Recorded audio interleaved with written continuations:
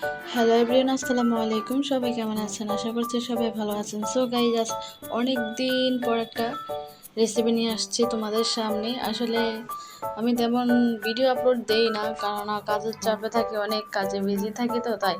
So guys, আজকে একটা recipe নিয়ে চলে আসছি তোমাদের মাঝে, তাও অর্ধেক থেকে।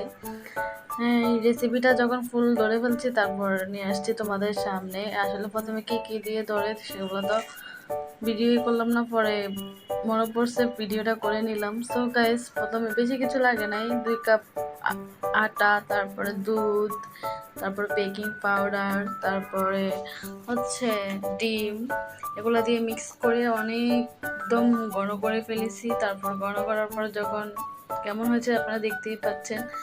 তো বানাই ফেলার পরে এখন ছোটো বোনে বলতেছে এইভাবে খাবো না, তো ও একটু ডিজাইন করতেছিল নিজের থেকে। তো আমি বলছি যে ঠিক আছে, তুমি কেমন ডিজাইন করতে পারো দেখা যাক, আমি ভিডিও করি, তুমি ডিজাইন করো।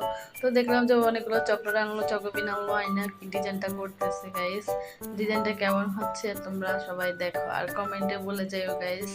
আর ভিডিওটা ভালো লাগলে লাইক কমেন্ট শেয়ার করে দিও। এমনিতে আমার আইডি অনেকটা ভিউজ হয়ে গেছে, তোমরা যদি একটু লাইক কমেন্ট শেয়ার না করো তাহলে আইডি আরও শেষ হয়ে যাবে। আসলে কাজের চাপে তেমন ভিডিও দেওয়া হয় না, তার জন্য সরি। সো আমি চেষ্টা করবো রেগুলারলি তোমাদেরকে ভিডিও দেওয়ার জন্য। আসলে গাইস, তোমরা একটু দোয়া করিও যাতে আমার কাজের চাপটা একটু কমে, অনেক বেশি কাজের চাপে আছি, সেজন্য ফেসবুকে সময় দিতে পারছি না। তো সবাই দোয়া করো। ফাইনাল লুকটা দেখে যাও, আর গাইস তোমরা সবাই একটা করে শেয়ার করে দিও, ঠিক আছে গাইস? সবাই ভালো থাকো, বাই বাই।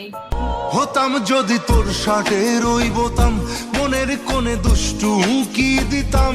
হতাম যদি তোর গলার ওই লকেট, দিলের ধড়কনটা গুনে নিতাম। তোর ঠোঁটের টাচ সুইট ভেরি